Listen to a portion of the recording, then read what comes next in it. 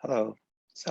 Today I'm going to present the paper ResNest, which is the name for an split attention network written by Hong Zhang and his co-authors at Facebook and several different universities. This paper was published in CVPR 2021. The contents of this presentation are as follows.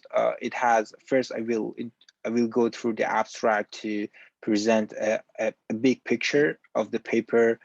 And after that, I will dive in and starting introducing the models they have proposed. The model name is Split Attention Network, and I will go over its different parts, which are split attention block, feature maps group, split attention and cardinal groups. And at the end, I will wrap up the introduction to the model, explaining ResNest block.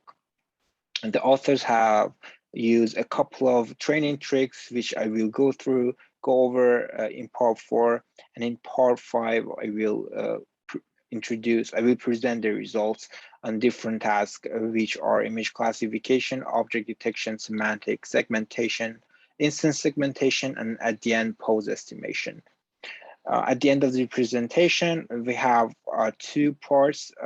Part 6 is conclusion, which are a restatement of the way the author believed that they have concluded the paper.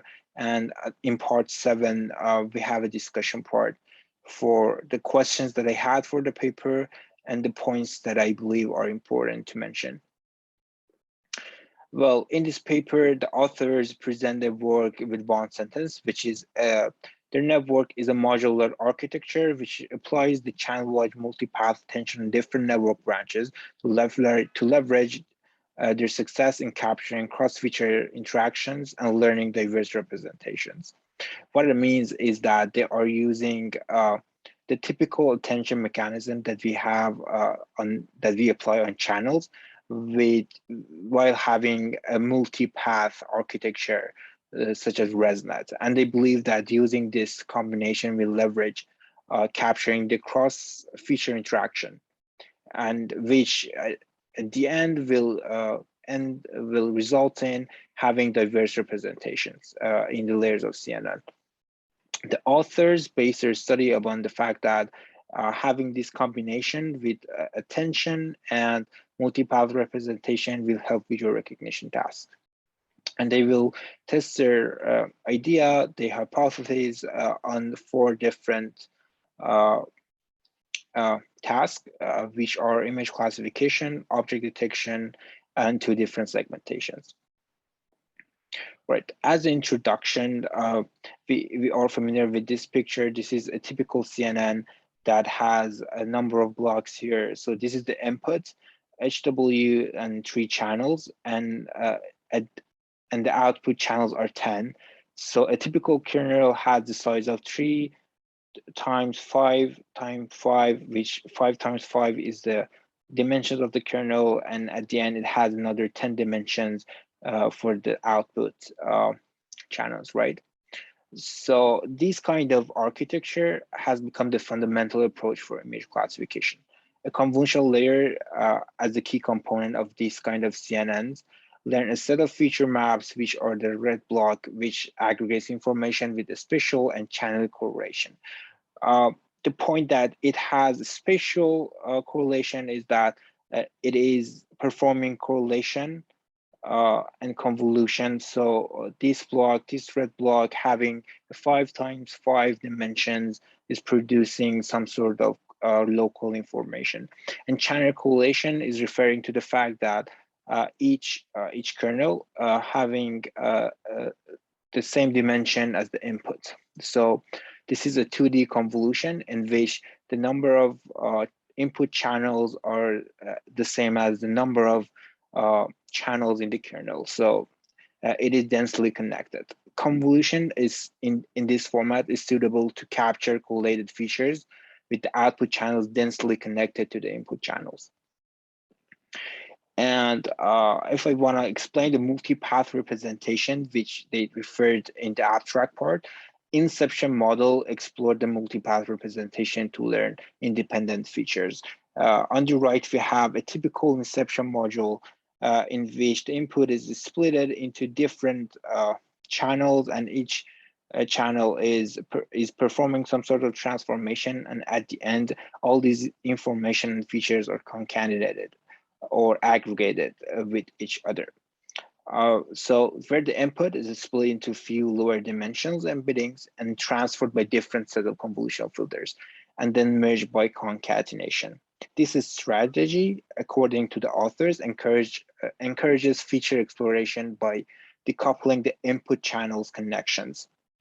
So by referring to decoupling the input channel connections, they are saying that we don't have this dense connection anymore. So it is performing some sort of decoupling. And channel attention. So this picture on the bottom is from the squeeze and excitation attention mechanism, in which features are squeezed and some sort of global statistics are computed here, and using data statistics on number of channels, some sort of feature map and attention map is produced, and this feature map is going to be applied to the initial features by multiplications. So SE-log channel-wise attention includes global pooling to squeeze the channel statistics over here, then predicts a set of attention factors to apply channel-wise multiplication with the original feature maps. This mechanism models the interdependencies of feature maps channels, which use the global context information to selectively highlight or de-emphasize the features. And as saying selectively highlighting or de-emphasizing the features, we mean that by multiplying these numbers, we do that. We just select some features to be more important and some others to be less important. This attention mechanism is like attentional selection stage of human primary visual cortex. Their contribution is twofold. In this paper, they present a simple architecture which combines a channel-wise attention strategy with multipath network layout. And their method captures cross-channel feature correlations while preserving independent representations in meta structure. All right, so going into the architecture itself, this is their network consists of a series of split attention block, which is here selected, denoted as the red block, and each split attention or block or SA block consists of three main parts. It has a feature map group, which is here marked by green, and a split attention operation marked by orange, and a skip connection marked by blue. So this is one block, and the network consists of different blocks just cascaded into each other after one, just in a series fashion. All right, going to the feature map groups, as in ResNest, which is a variant of ResNet. Feature maps are divided into several groups given by the cardinality parameter K, which is here. So first, the channels are divided into K groups, and after that, each cardinal group is again divided into R groups or R splits, which is given by the radix parameter R. And the total number of splits are then given by G, which equals R times K. And after that, on each split, which is over here, we perform some sort of transformation denoted with F, and we will have UI from Fi of X. So this is U1 and it goes to UG.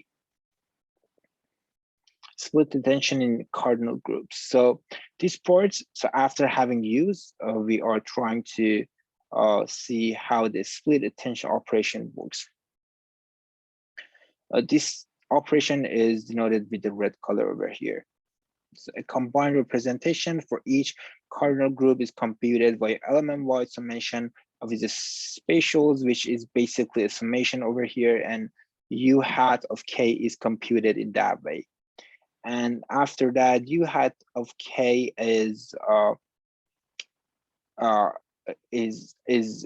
fed into a global pooling here layer to extract some global statistics denoted as SK, which in this case is just an averaging over image dimensions.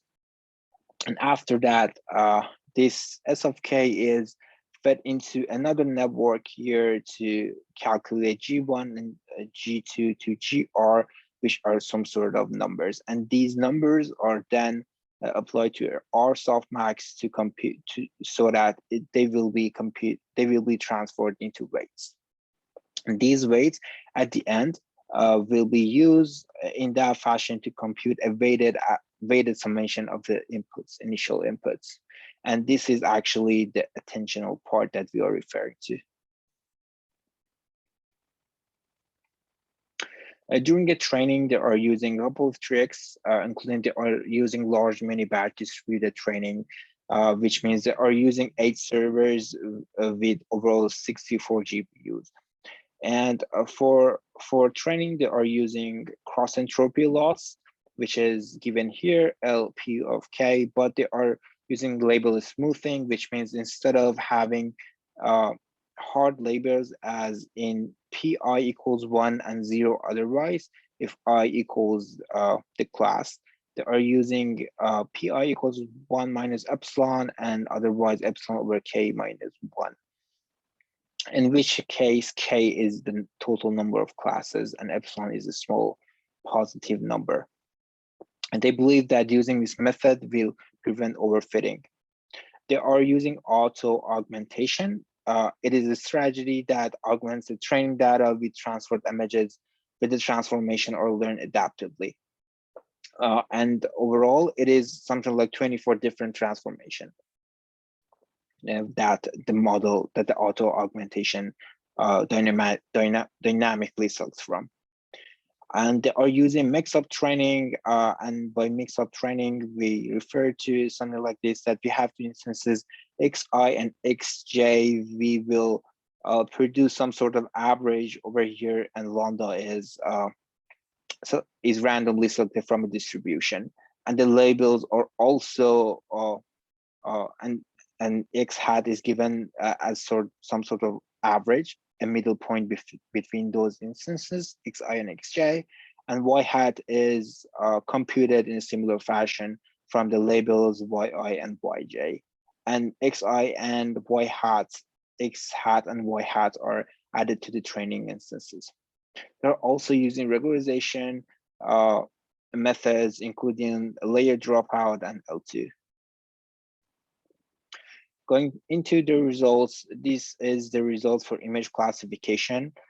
On the left, they are presenting the breakdown of improvements of each and every single tricks and method they use. Over here, we have ResNest D50 with 25 million parameters and 4.34 gigaflops and with accuracy 78. By adding mix-up training and autograd, they will improve its accuracy to 79.4. And after that, adding attention and deploying the whole ResNest architecture, they are achieving 80.64% accuracy. So it is something like 1% accuracy over here. And if they don't use the fast version, they will improve the accuracy 1% further. But the number of flops will also increase, but the number of parameters stays the same. And they also compared their method with the state of the art. So over here we have a number of networks, famous network, including efficient net over here, and also the number of parameters. So what is really impressive is that, for instance, over here we have number of parameters for ResNest 269 is 111 million parameters, and its accuracy is 84.5. While gpipe has way more parameters and almost the same accuracy. So they are using less parameters to get the same accuracy. And for ResNest 200 and efficient net B5. Uh, although although ResNest is using more parameters, but the image per second is not that high, and it is getting a higher accuracy at the same time. And for ResNest 107, 101, it is again getting the highest accuracy here in this group. They have also shown a figure comparing efficient nets and ResNest performance in accuracy latency trade-off. Over here on the x-axis, we have average latency, and on the y-axis, we have accuracy. And having the red curve over the blue curve means that for the same accuracy, ResNest has less latency compared with efficient net. For object detection, they are using fast RCNN and cascade RCNN. Prior works have their performance over here, which the backbone of which are usually ResNet 101. And the best performance they have is over here, 42.8%. And with faster RCNN, when they are using ResNest 101, they are achieving 4% improvement, and for cascade RCNN, they are getting with the same backbone, they are getting 47.5, which is almost 5% more than the previous works. For instance segmentation, oh, by the way, they are performing object detection and instance segmentation on MS Coco. For instance segmentation, they have reported the prior work on masked RCNN and cascade RCNN with ResNet 101, and the box MAP is the best box MAP they have is 44.8, and the best mask MAP is 38. But with the same network, but a different backbone, which is ResNest 101, they are getting 48.3 and 41.5, which is impressive. It is like 3% improvement over here and 4% improvement over here. For semantic segmentation, they are using ADE20K. They have the prior works over here, all of which have the ResNet 101 as their backbone, and MIOU is the best MI intersection over union they got is 45.9, and the best pixel accuracy they got is 81.96. And when they use DeepLab with ResNest backbone over here, 101, they are getting 82.7 and 46.9. So we have 1% improvement for mean intersection over union, and nearly and less than 1%, 0.1% improvement for pixel accuracy. They have also used pose estimation from MS Coco, and when they use the same baseline simple pose with ResNet 101 and ResNest 101, we see 1% improvement over here, and 1 unit improvement over here too. The authors conclude their work by saying this work proposes a ResNest architecture that leverages the channel-wide attention with multi-path representation into a single unified split attention block, which now makes more sense. And the model universally improves the learned features representation to boost performance across image classification, object detection, instance segmentation, and semantic segmentation. And for the discussion part, I have 2 questions to present. First, did they really compare their approach with the state-of-the-art model? And I believe that they basically introduced a new version of the ResNet, which has selective attention, but they did not compare it with other attentional mechanisms such as transformers. it would have been really nice to see some comparison with transformers in vision. And relation to human attention, where is this attentional mechanism is coming from? They only say that the only relation is to primitive stages in the cortex, and it does not have top down and the bottom of attention that you have in the brain at the same time.